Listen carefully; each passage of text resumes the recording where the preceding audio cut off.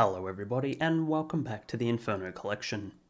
In today's short video we will be taking a look at the latest update to the Inferno IFlares resource. If you haven't seen our original release video on this resource, you can watch it now by clicking the pop-up in the corner of your screen. So, what's new in version 1.1.0 of IFlares?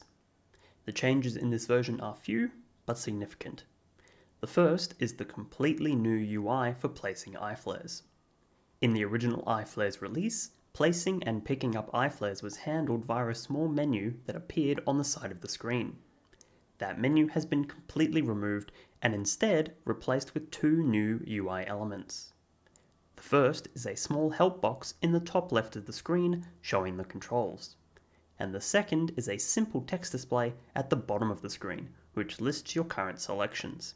Using the controls listed in the top left, you can change your iFlare and flash pattern selection the same way you used to be able to in the menu.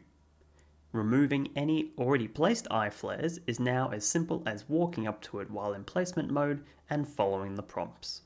The next change is the addition of optional animations.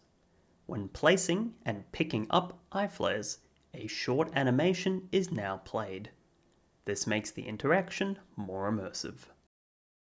The last addition is the added support for both aux inventory and QB inventory directly out of the box, as well as providing the required code to add support for your own inventory system if required. While using the existing IFlares command will allow the players to place any amount of IFlares up to the configurable limits, placing IFlares via an inventory script only allows the player to place as many as they have on their person. In addition to the aux inventory and QB inventory, there is now also aux target and QB target support, allowing for picking up of placed iFlares using your third eye, which puts them back in your inventory for future use. Finally, the permissions have been slightly updated. There's now one that allows interacting with iFlares via the IFlares command, one that allows interacting with iFlares via an inventory, and one that allows players to pick up iFlares placed by other players regardless of command or inventory. And that is all folks, thanks for watching.